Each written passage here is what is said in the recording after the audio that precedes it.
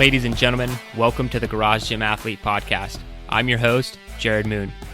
The Garage Gym Athlete Podcast is a result of my desire to build better humans, unequivocal coaches, and autonomous athletes. I've spent the last several years obsessing over program design, nutrition, and every other way you can optimize human performance. This podcast distills the latest scientific research with what I've learned and blends it with the not-so-scientific field of mental toughness. We are here to build you into a dangerously effective athlete. If you enjoy this podcast, you can find out more about our training at garagegymathlete.com. And if you want to pursue more into the field of coaching and programming, head to endof3fitness.com. Thanks for listening.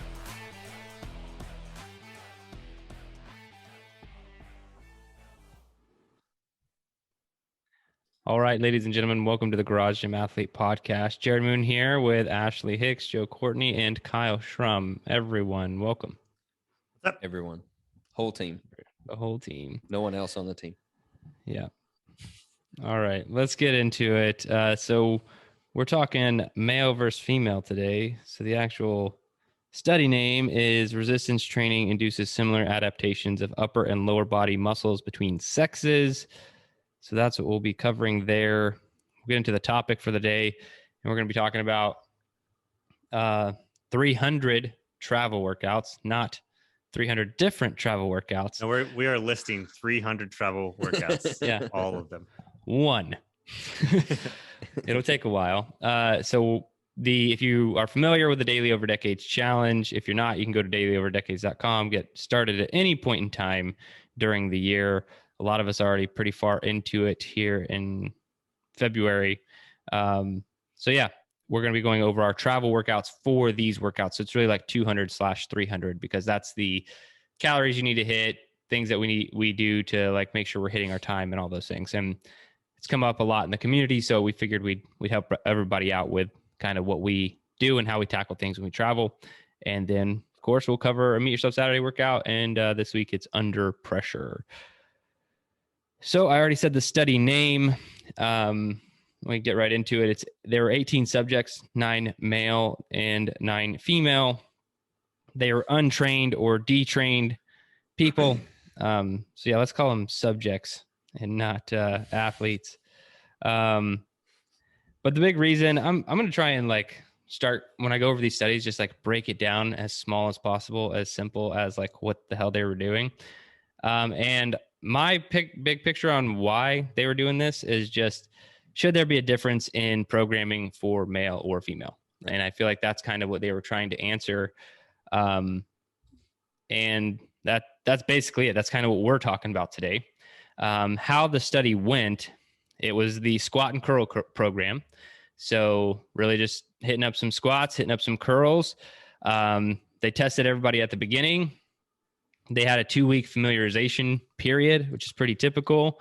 They just get people used to things, especially untrained or detrained athletes.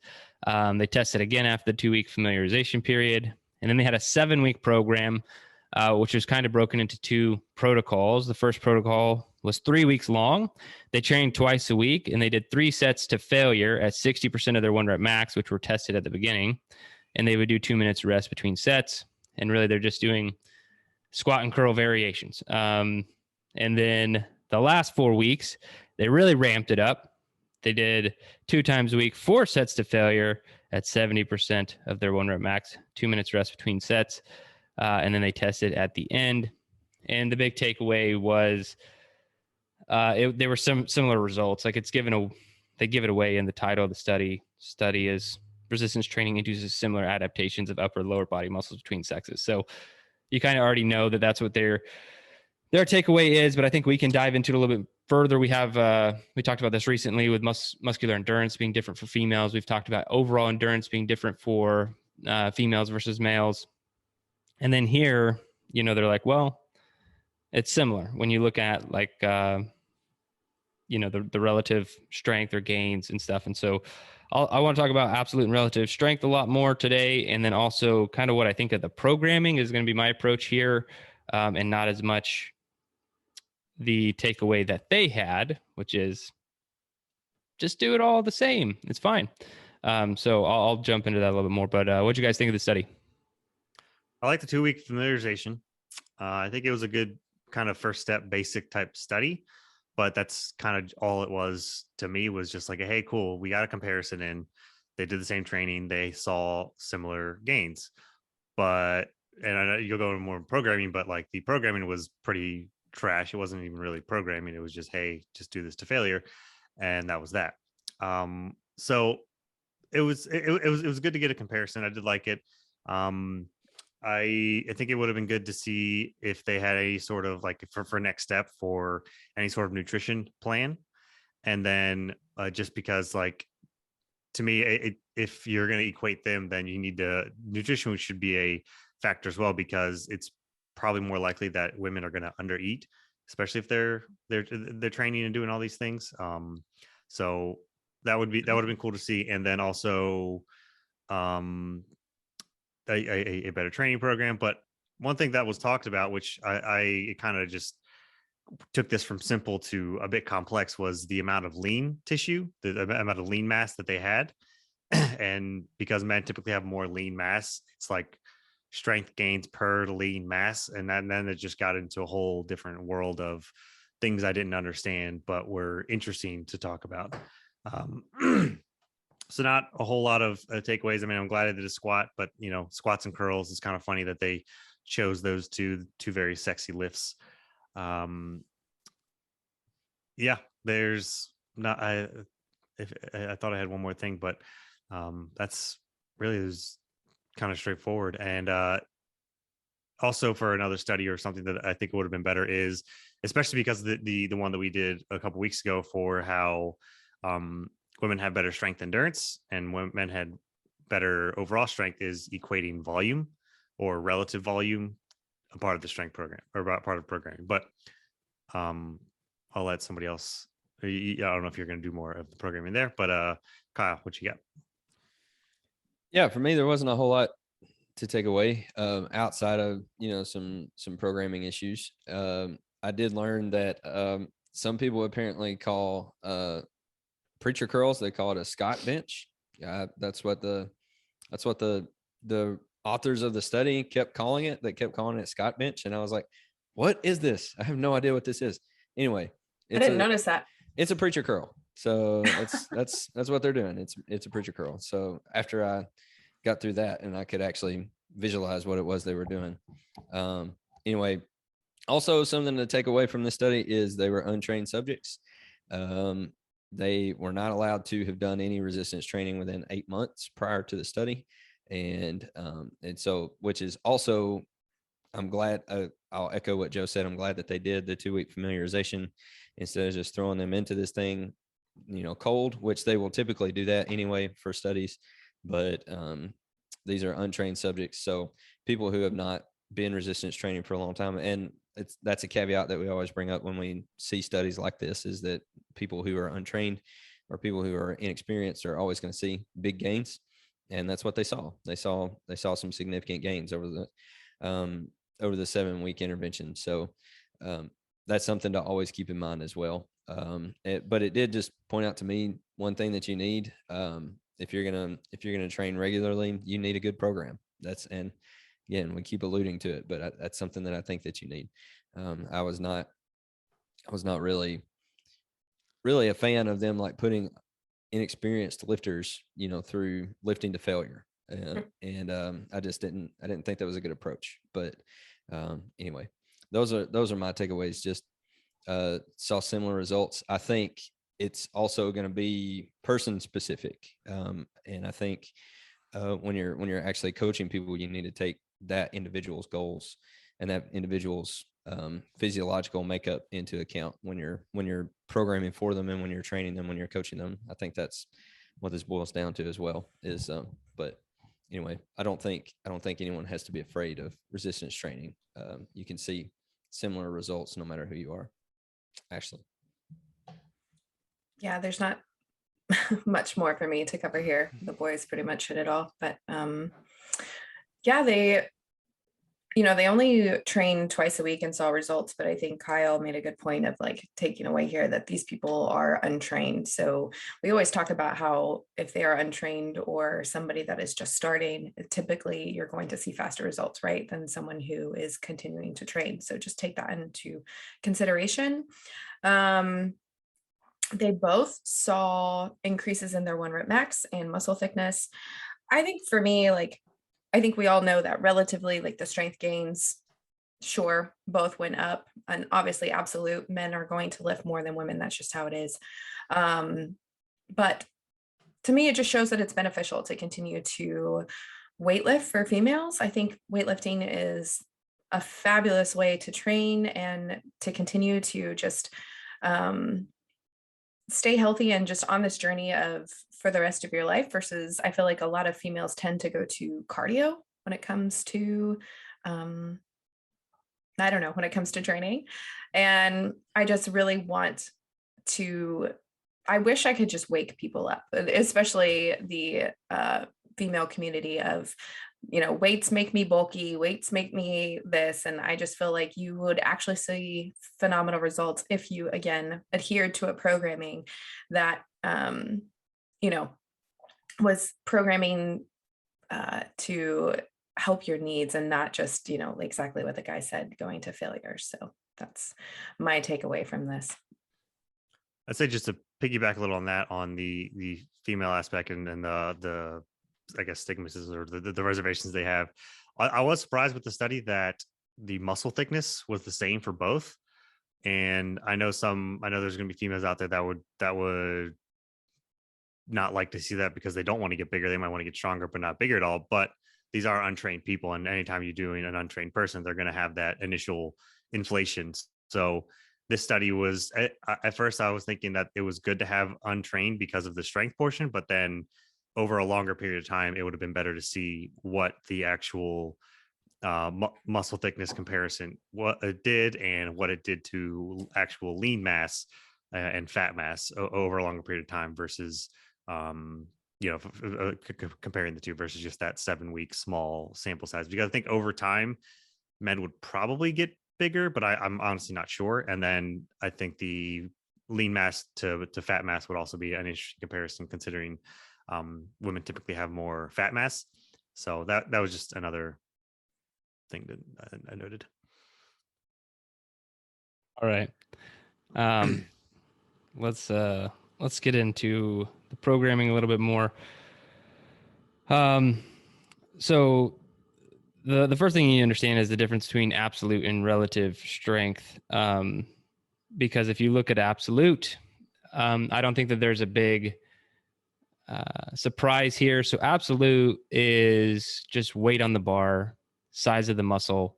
And that's just strength. Like, and I think absolute strength is very important because if you need to be strong, in a real world situation, it weighs what it weighs, and you can either move it or you can't.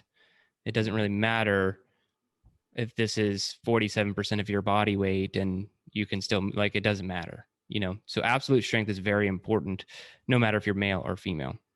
Now, the absolute strength gains in males were a little bit bigger, but that's also because when you look at absolute is just, it's numbers. It's like the muscle got this much bigger, this much weight is on the bar.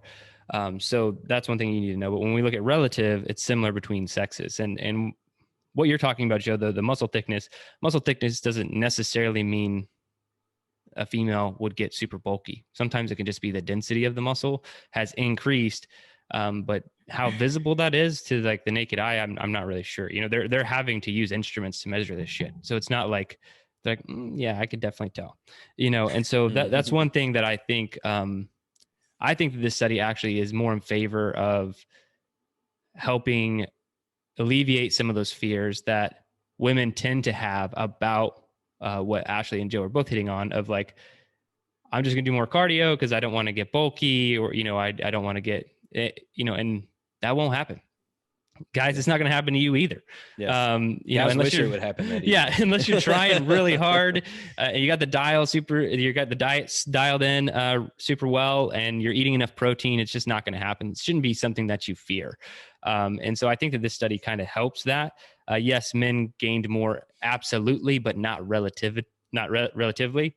And so that's just something that should, like I said, alleviate some of those fears for weightlifting, because weightlifting, or should I say strength training, because it's going to be really helpful. Now, getting into the programming a little bit more, I didn't actually necessarily have a problem with the actual implementation of the program, because they essentially wrote an effective program. It's hard to argue with an effective program. They knew what they wanted to do. They wrote a program, and there were results at the end. So I'm not going to bash that too much, but I just think that it was a short-sighted program. Like it was almost too simple, and they tested too little. I think that there's a very broad strength continuum that you can look at that goes beyond how strong someone got and how much muscle was grown. I think there's a lot more than that. You know, we have strength, speed, strength, absolute speed, all these things that fit within that strength continuum. And I'm not faulting the study for this. This is just more for anyone listening. The study could not look at all of those things. That would be too much. That would really be, if you're looking at all the different types of strength, you'd have to do 4 different studies. But I think that it's important to know that there's more than just getting stronger and gaining muscle mass when you're doing strength training. So again, if there is a female out there listening who has this fear of getting bulky, or maybe a guy who just really doesn't care one way or the other, there are a lot of different forms of strength that you can get into, between more muscular endurance, muscle battery type stuff, speed, like I was saying, speed, strength. So moving things quickly, becoming more powerful without really an ounce gained in absolute strength or muscle mass. Because when you start to look at all the other forms of training out there, we do a lot of barbell work. But if you just bring up the kettlebell for a second, like some people only train with a kettlebell and they look great. They're strong as they need to be, like, and that's fine. Their absolute strength won't be anywhere close to someone who trains with the barbell all the time. But how strong do you actually need to be? And if you're training with only a kettlebell, the reason I just bring up a kettlebell is because I'm going to talk a little bit about kettlebell training in our topic today. But if you're training with a kettlebell, you're in an entire different strength continuum that has almost nothing to do with the barbell, unless you're doing a lot of dynamic stuff, but they're both still effective, right? And we're both still doing strength training. It's just a little bit different approach. So that was my takeaway was, yeah, don't worry so much about getting big or bulky. Those things aren't going to happen for, like I said, male or female. Those are things that you have to try hard to do. They don't come very easily. The body doesn't want to gain muscle mass just easily unless you're predisposed to that or something like that. But I don't know many people who are. And there's a whole world of strength training that doesn't involve, like I said, getting stronger and building muscle mass. And that might sound weird to some people because most people, that's all they think strength training is, but there's so much more to it and you can have so much more fun with it. And so that's my takeaway. Train strength for a lot of other reasons that don't have to do with a number on the bar or the way you look, because at the end of the day, if you're training for life, like I said, how strong do you actually need to be? I think it's a lot of people need to ask themselves that question. How strong do you actually need to be? And then are you having fun when doing it? I know I can get super bored of barbell training. I go through periods where I'm like, I have no interest in lifting a barbell. And I won't do it. You know, that's when I might flip to a sandbag or something like that. And it's normally for a short period of time. And that most likely means like my CNS is a little tapped out. Like I'm a little like I've been lifting too much or whatever. And so I listen to those things. I don't always grind through it. And I'm still training. I'm still having fun. I'm still seeing results. And so I think that's another big takeaway on strength training in general. But that's about all I had. I think they could have programmed other things and it would have been more interesting. But I don't have a great way to kill comfort with this information, to be honest. Have fun in strength training is not killing comfort. That's just having fun. You guys have anything else? No, just speaking of the kettlebell sport athletes are beasts. Like some of the stuff they do is pretty friggin' impressive and hard. And they're just slinging a kettlebell. Yeah. but they can't squat 3 times their body weight, I'm not saying you need to be able to. It's just like these are different. They're different sports, right? People are good at different things. I think just being stronger, having stronger muscles is going to help you no matter what it is that you're trying to do. If you want to be a runner, like strength training is going to help you with your running. If you want to be a swimmer or you want to be a cyclist or, whatever it is that you want to be, like if you're focusing more on like these cardio sports and things like that, like that's okay. There's nothing wrong with that, but we're just saying like strength is the foundation, and like having strong muscles is going to be helpful to you no matter what it is that you're trying to do. And having strong muscles does not mean that you can see your muscles through your skin. You know what I mean? It doesn't mean that you have muscle definition or you're bulky or anything. It just means that you're strong and you're healthy. And having strong muscles doing resistance training is going to help you no matter what it is that you're trying to do. So, and I like that you brought up that there's like, because we focus on the barbell a lot. So, maybe even our community is kind of conditioned, like when they hear strength training, they just automatically think barbell. And I mean, that's what we do. That's the kind of training that we do, but you're absolutely right. Like strength training doesn't necessarily mean you're using a barbell. So it's like, you can get stronger in so many other ways. And so I think for Killing Comfort, it's like whatever your preconceived notions of strength training is, like take that away for a second and just understand, like open your mind to like other ways to train, to do resistance training and to get stronger, and just accept that being stronger is going to help you no matter what. Yeah. Then it's just all a question of how much, the dose, know, and that's going to be different per sport. Unless you're concurrent training, we just split it down the middle. All right, let's get into the topic. So I kind of already explained it. We're going to be discussing we've done travel workouts before. So this is kind of travel workouts, but more with like, I don't know if you had a different direction, Joe, but I think like with actually fitting it in, because it's not only like a travel workout, it's like maybe how to get it done while traveling. Some people don't prioritize fitness when they're on vacation. I'm not going to name any names. And so, some people just don't do anything when they go on vacation, and that's the goal even sometimes. And some people are going to just do everything extra they can to get it in. So maybe we'll talk about that a little bit, but also specific workouts. I want to point out some workouts I've been doing. I've been calling them my throwaway workouts that are outside the programming to make sure I get enough minutes and everything for this Daily Over Decades challenge. But whoever wants to go first, and any clarification points, Joe, if I misinterpreted that topic. Yeah, really. I mean, we have done travel workouts, but because people are asking of how to get the workouts in within the 200 300 challenge parameters, like that's the thing, is you need to hit the parameters depending on what level you are. You have to hit your minutes and you have to hit your calories. A lot of times it's the calorie question of, hey, I need to get a session in, but how am I going to hit 300 calories with, in a hotel or while I'm walking around Disney or something like that? Like what's going to count for my sessions? Because I don't want to get behind. And if you go on vacation for 1 week, then you still have to hit your minutes for that week, or else you just kind of blown it. So I'll just start, I guess. And to me, at first, it like depends on what level you're at. So like the first level is just 300 or 200 for the year. The second level is the 300 or 200 minutes for the week. And then the third level is 300 or 200 calories for that individual session. So if you're only level 1, then you kind of have a lot more room to play with, because you can count pretty much anything as a session that you want. And that's kind of the thing, is that we said in the beginning was count whatever sessions that you think counts the session. So whether it's a hike, whether it's to me, if you want to keep it super simple, and if you like going around Disney, or like super active people that are out and about doing things all day, maybe give yourself a really, really high step counter for the day. And if you're just level 1, then that could be your 1, even though it's not like an actual session. Depends on why you're doing it as well, whether it's the mental challenge aspect, the physical challenges to be active consistently, or mentally, you might need to, because you're trying to push yourself in that way, you might need to wake up early and do that right away, because the rest of the day just might get crazy. So other ones that I've done, and these are kind of like the extra sessions that I've been throwing in as well. So on top of the 4 days of training a week that we do, and I always do a running day, I'll do, I'm known for the sexy Saturday type workouts.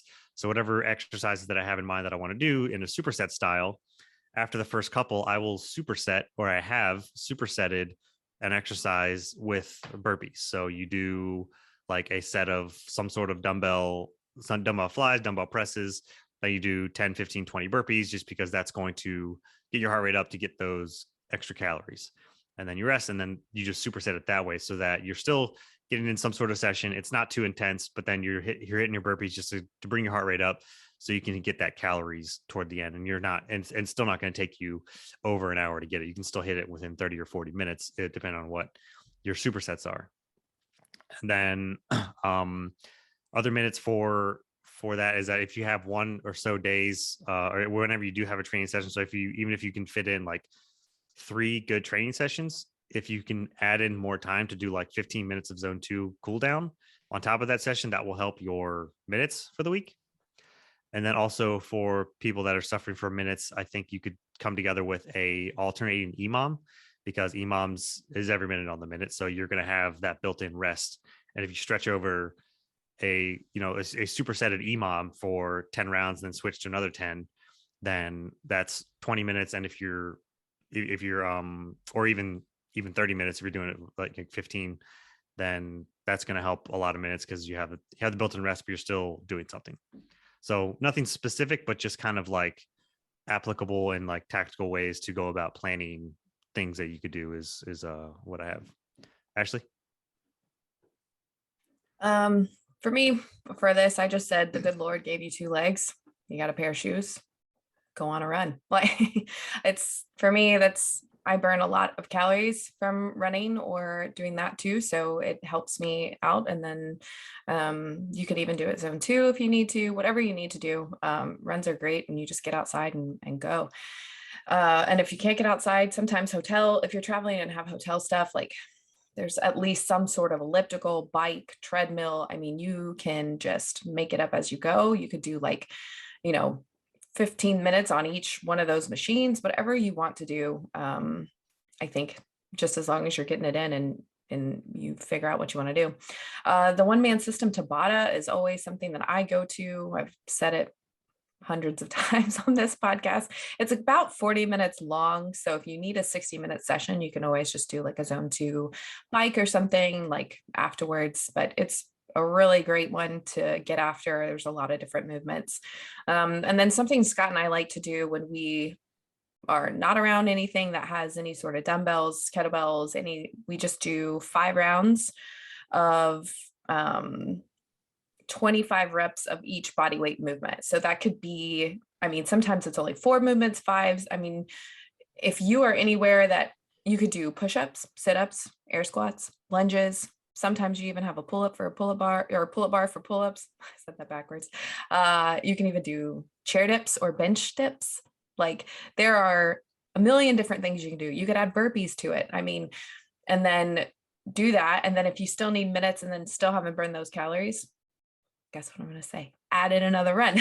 Add in zone 2. I feel like it's not that hard, and I'm not trying to knock anybody, but I'm just saying, just get after it and do what you can. Even if you're doing jumping jacks or doing, I don't know, like get creative with it. Kyle. So when we first laid out the Daily Over Decades Challenge, one of the first things that we made sure to say was before you actually start the challenge, you need to establish what your standard is. Establish the standard of, and Joe kind of hit it for, briefly, establish what is a training session for you, what counts as a training session. And again, based on what level you're at, your standard has to change based on the parameters of the challenge. For me, I'm 300 level 1, which means I'm going for 300 sessions on the year, simply because I knew there was a lot of things that were going to jump in and adjust my schedule, and wasn't sure. There was a lot of uncertainty going into the year of like where I was going to be able to train, where we were going to be, what we're going to be doing. Lots of things coming. We're having a new baby this year, so like that's going to come with its own challenges. It's the 3rd one, so it won't be that big of a deal, but it's going to change some things.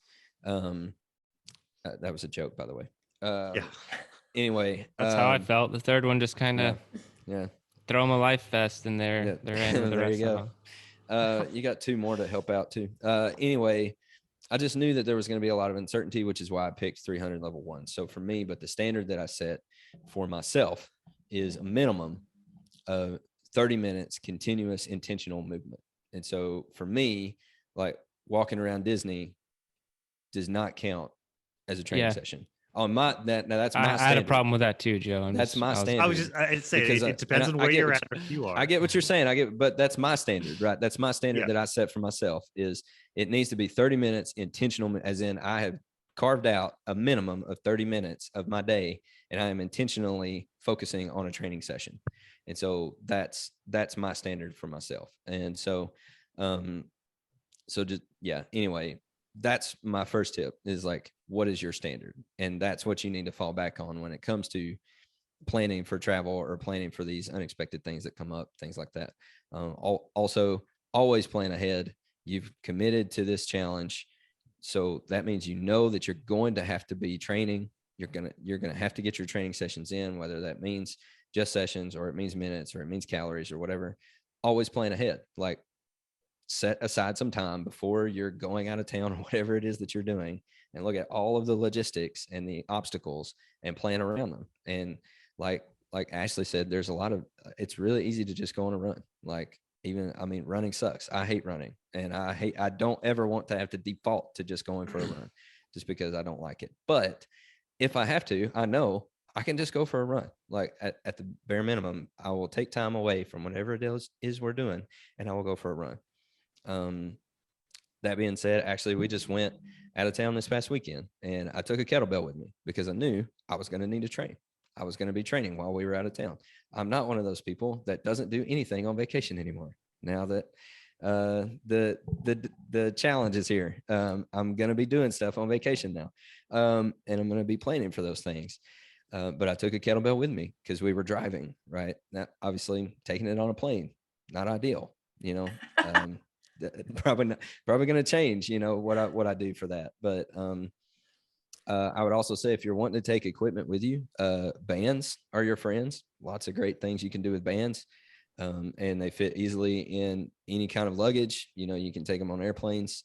They're not very heavy, and you can get a lot of good work done with them. Also, we have several Meet Yourself Saturdays that don't require any kind of gear. EO3 5K comes to mind. Dia de los Muertos comes to mind, and you can actually change whatever you want for Dia de los Muertos. It's not Dia de los Muertos anymore, but you can do death by whatever you want it to be, right? Or anyway, all of that is just kind of encompassed in what is your standard, and always plan ahead. So you know that you're going to be training. So look at your standard that you set for yourself. If you didn't set one, you need to go set one. And make sure that you're planning ahead because you know that you're going to be training while you're gone. Jerred. Yeah, I similar ideas I have for everything that you guys said. I do think the standard is the most important part in the challenge. Like, what is a session for you? Establishing that ahead of time, because like I mentioned at the beginning of the challenge, this weekend was decent weather. So I was outside with the boys. We did a ton of like yard cleanup, just like getting all the crap limbs together that have fallen down and like raking some leaves and all this stuff. And I think I was at 12,000 steps by noon, and I was like, well, this counts for nothing. Even though I've been out here for like 3 hours doing something, it counts for nothing when it comes to a training session. And 1,000 steps, like that cracks me up that you even looked at your steps. No, my watch tells me when I and it sets it for me too. Like it'll be like it tells me how many steps I should have each day. I don't know where it's pulling the number. So it'll just tell me. It'll like vibrate on my watch and say, "Hey, you did this many steps." And I guess that was my step goal for the day, and I hit it. I don't count things like that. I don't think other people should as well, because it kind of defeats the purpose when it's just like wrapped into something you're already doing. But it just has to be prioritized. So if you're getting it done on travel, like I ran into this weekend, I had shorter training sessions all week, like 45 to 50 minutes. And then when you do that, and you're going for 300 level 3 and you have to hit or really 2, and you have to hit that 300 minutes per week. I was short on minutes for the week, and I'd already done all the Garage Gym Athlete programming. But then I had some crazier days. Like William had like 4 basketball games on Saturday that he couldn't actually play in because he broke his nose, but we're going to go and support the team anyway, so we were there, but it was just like all day. It started like 8 a.m. We got home at like 7 p.m. and then it's dinner time, bed, all that crap, right? Like that was a full day. And I didn't prioritize it in the morning, and I should have, but I kind of didn't. We didn't know how many games we were going to play because it's like the playoffs. And so you either like keep playing or you don't. And they kept playing all the way until the end. I'm like, I get home and then it's night and I'm like, great. I get to have a nice evening workout that I don't want to do right now on a Saturday, because you've already finished the programming for the week and you kind of feel like, you're like, yeah, all right, whatever. And so I ran into that, having to get those extra minutes. And then I somehow did it to myself again on Sunday. We just had a bunch of stuff going on that day. And again, I was like, okay, I can't do this crap anymore. Weekend workouts happen at 5 a.m. That's when weekend workouts, because during the week I work out with my brother. It's at 2:00. That doesn't change. And that never really misses, but the weekend is so like I have different things going on. And so I just decided this past weekend, I'm not doing any more of this night crap. Like I hate night workouts. And so waking up at 5 a.m. and I'm doing my workout. So those are the kind of priorities that you have to take, I think, to get this challenge done. And I think that it's super important on I'm not taking any vacations until my kids leave the house, but if you're taking any trips, like we take, it's gonna have to be prioritized then too. So waking up when you're on your trip at 5 a.m. and getting it done. And I'm actually way better about it when I'm on a trip, because I just know that I'm not going to get to the end of the day. And like, I mean, I would if I had to, but I just know that I don't really want to do that to Emily. I don't want to like be like, hey, I know this is like time we would hang out after the kids go to bed, but I need to go work out. I don't like doing that to her. I didn't even like doing it to this weekend, And so you have to prioritize those things. You have to find out when to get it done. And I want to talk a lot about that, because really, I think that's the overarching thing. We all know what you have to do. If you need to go burn 200, 300 calories, Ashley said run. That's the easiest one. There's no excuses to not be able to run. I don't know how, like what situation you could get in where you're not able to run. And so you can go run until you get those amount of calories.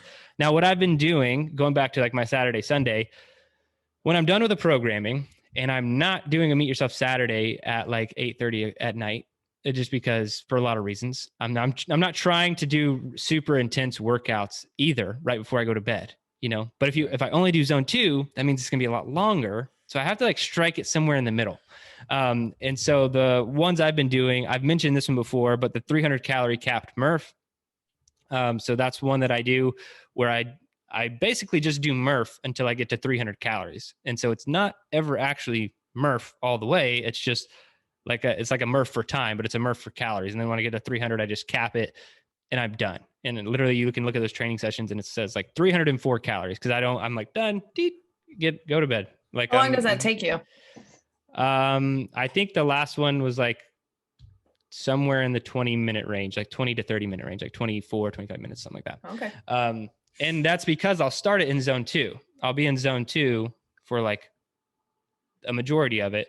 And then I might do some intensity just for a couple minutes, like 5 minutes at the end, to just try and see how far I can get. Cause the real goal there is I want to see how far I can get if I keep doing it at least, once a week or every other week, and see if my only goal right now is that second mile, getting in the second mile. My record right now is first mile complete, 18 rounds of the calisthenics at 5, 10, 15 done. And then I've basically just tied that a few times now.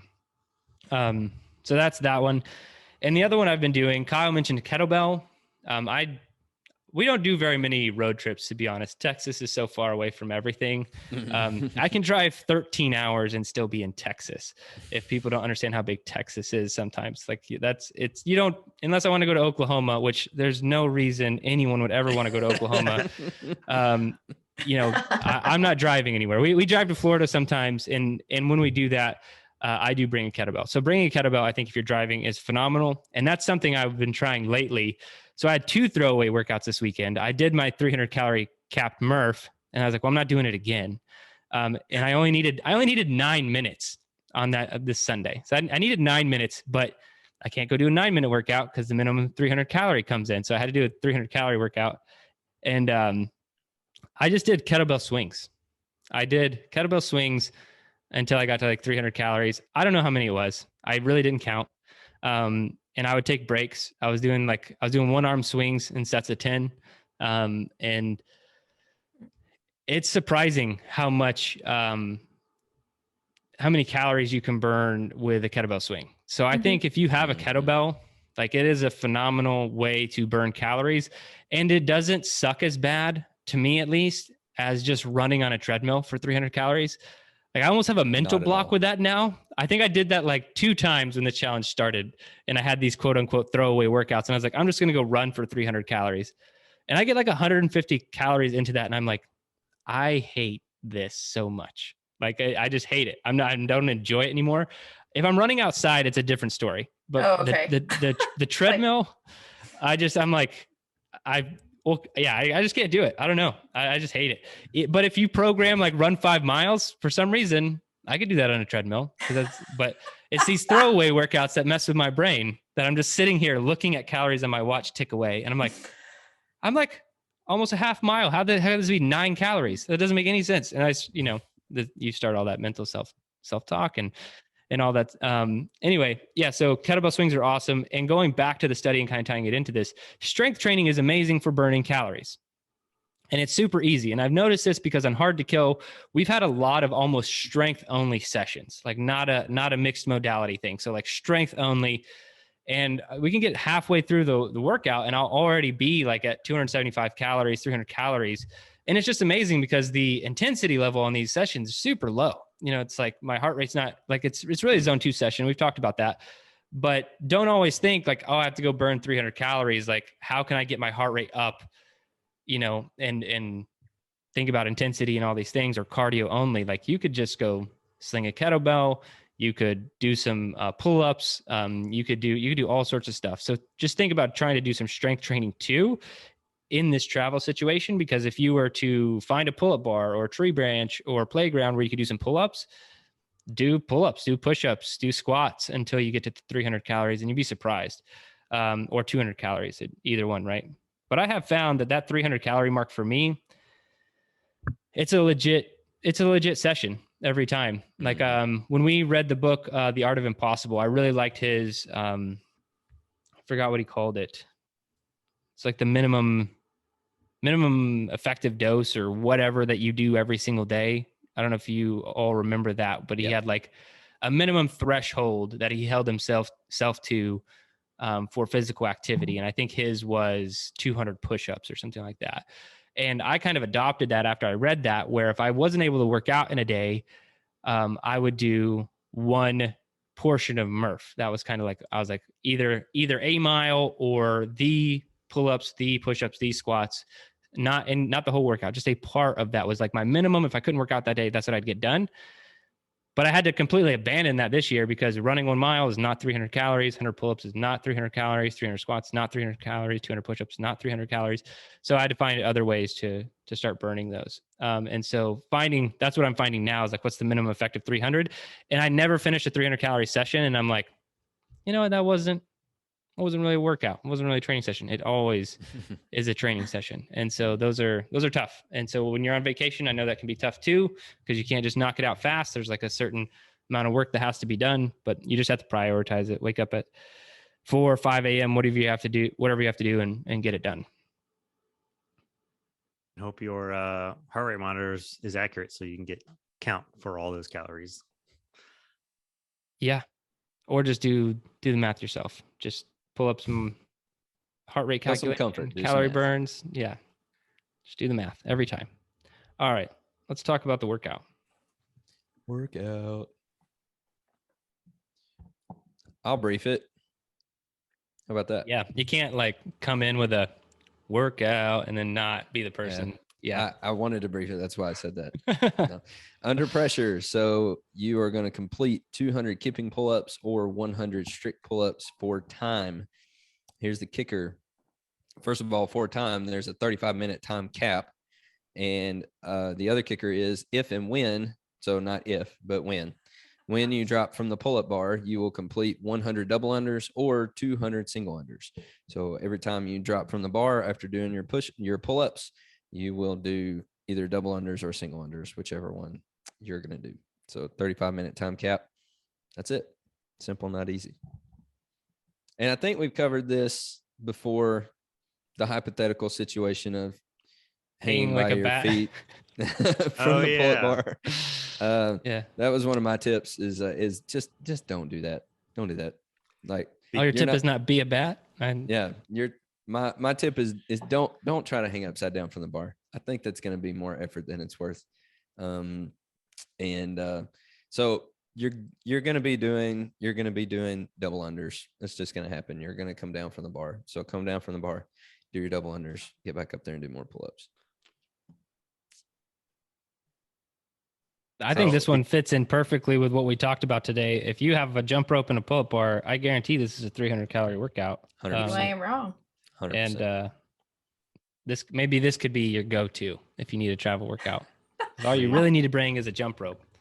If you don't have good pull-ups, then you can probably hit 300 calories real quick because you're just gonna be doing a lot of double unders. Yeah. Also, because I got my gym back, I got my gravity boots in, so I could actually hang upside down. Oh no. I had some of those. I gave them away after I tried them once. Yeah. It's actually a lot of effort to flip back. Like, to get yourself up there, you're like, cool, I'm upside down. Awesome. Now, how do I get out of this situation? And you have to sit up all the way and then even pull your legs into you. So do a reverse squat, pulling yourself upside down with your legs, and then unhinge yourself and you're like, oh, okay, cool. Now I'm back. And then you're out of breath. So my tips for this one. Oscar on The Office. Yeah, after bench press, people die most often by gravity boots. Yeah. Number 2. They get stuck upside down. For this one, I would say that for strategy wise, go to near max effort. So I wouldn't say have a rep goal for this. Go to near max effort each time. So not to burn out, but to a couple reps shy or reps in reserve, because you're going to drop. It's just going to happen. But at least get as many reps as you can. Do your double unders quick and then rest. I say rest because don't just jump back on it, because you're after doing pull-ups and then double unders, your forearms are going to be fatigued and smoked. And then that is a very, very quick decline. So you need to actually give your forearms some rest, because sure, there's a time cap. You need to get this done in a timely manner. But if you're only getting half the amount of reps because you didn't rest, then you're just going to be digging yourself a hole, and it's just going to take even longer. So actually rest in between. Don't get too carried away, because you still need to hit your reps. But also don't do I don't know why I see people do this still, is they're trying to get pull-ups in and then they just dead hang from the bar. And they're like, yeah, I can get one more. I'm just going to hang here and get one more. That one rep in this is not going to get you anywhere. You're just going to fatigue your forearms even more. Just drop, do your reps. Just drop, do your pull-ups or do your double unders, and then rest then. Don't just hang from the bar. So there's mine. I said scale accordingly. So obviously inverted rows or ring rows. And if you want to make those a little spicier, by the way, you can always elevate your feet. I think Joe gave me that great tip, and you can either do that on a box or a bench. And that way you're actually mimicking that pull-up, and because you're underneath versus laying underneath it. Sorry, I had to do that because I had to speak it out. You're actually engaging your lats. We needed the demonstration. Yeah. I said this would be a fun one to try to do in zone 2 as well. Probably make it an hour time cap versus 35 minutes if you were doing zone 2. But for music wise for this, I would say 90s hip hop. I don't know about you guys, but after the Super Bowl halftime show, I've been listening to a lot more 90s hip hop. It's just where I'm at these days. Oh, warm up if you're kipping. That's a lot of kipping pull-ups. So my goodness, I just feel like you're going to be super sore. So make sure you can do the Michael Phelps, as I call it, where you go across and then come up. If you've got a PVC pipe, that bad boy is bomb for warming up your arms, especially before, or even just kind of reach up on the pull-up bar and just kind of pull forward and just warm that movement up. Do some breakdancing. Yeah, you can try that too. Jerred, what are your tips, tricks? I think Ciao. everybody had some really good tips. I say don't do any of them because here's my advice. Oh no. Ram your head into a wall. Let the wheels fall off on this one. All right. No strategy other than Ashley talking about scaling. That's appropriate. Scale, definitely do that. But just completely let the wheels fall off on this one. Don't warm up either. Yeah, I mean, that's optional, right? You already had pull-ups are not super aggressive. Maybe stretch the shoulders. But just let the wheels fall off and like meet yourself in its entirety on this one. Okay. Because what's really fun about this one, if you let the wheels fall off, you're just going to go and like, whatever, say you can do 10, say you can do 20 pull-ups, whatever it is for you. You do them and you're like, okay, great. I have a pattern down. You do your double unders, you get back on.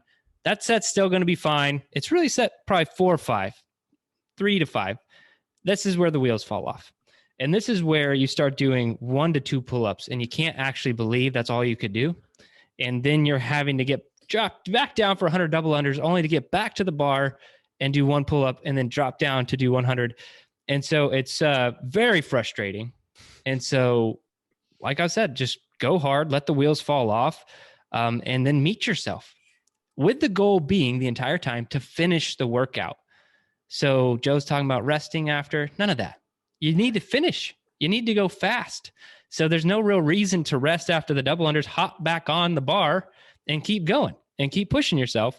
And the wheels will fall off anywhere. Like I said, they'll start to come off, little speed wobble around set 3 to 5. They'll fully be off by above set 5 if you're going my approach. And then you will have met yourself. You will have tamed that inner chatter that's not worth listening to. And I think that's why we're doing it, right? So that's my official tip. Let the wheels fall off on this one. People who suck at dumbbells are going to be like, Jerred, wheels are going to fall off that first set of double unders. They're already gone. Let them fall off. Let the wheels completely fall off for 35 full minutes and see if you can retrain your brain to. Are you saying that you should lose yourself in the moment? Oh my goodness. You own it? Alrighty. Okay. Better never let it go. Yeah, that's exactly what I'm saying. Yes, it goes with my music theme. Speaking of gravity boots, 50 Cent was upside down. You know, Oh, he no. must have had something. It all ties in. no. It all ties in 100%. It all ties in. All right. Well, we can end it there. I think that's great We tips just read Jerred's tip from everybody. No, it's it all applies. I was a big fan of the halftime show. I think it was good. Stop, Joe. Stop it with your middle of the road. Give it a B. Yeah. Well, all halftime shows suck, but their music is awesome, and that's the important part. Okay, let's get out of here. So if you're a part of the community, every time I want to say thank you. You know, you're the reason that we are here. You guys are awesome. It's truly supportive community, and I'm glad to be a part of it. And just keep after it. I think we're getting into the harder part of this Daily Over Decades challenge. So keep pushing yourself. It's not easy. I know that, and it's only going to get tougher. But this is why the challenge exists. Kyle made this point over and over again at the beginning. It's a challenge. Nothing about this was supposed to be easy. And so don't think that it's easy for any of us. I try to constantly share my struggles with just getting workouts in and like what I'm having to do. And the reason I let everyone know about that is so I'm not on any pedestal of like this crap's easy for me either. Right. Like I struggle with all these things. I still get it done, but it is a struggle, right? It's nothing is easy. Nothing comes easy. I still have to put in the work and try hard. And I want everyone else to do the same. If you're not a part of our programming, go to garagegymathlete.com, sign up for a 14-day free trial, and we'd love to have you. But that's it for this week. Remember, if you don't kill comfort, comfort will kill you. Gym Athlete Podcast. If you want to learn more, go to garagegymathlete.com. You can learn about our training. Let us send you a copy of our book, The Garage Gym Athlete, or you can even get featured on the Garage Gym Athlete Podcast. Thanks for listening.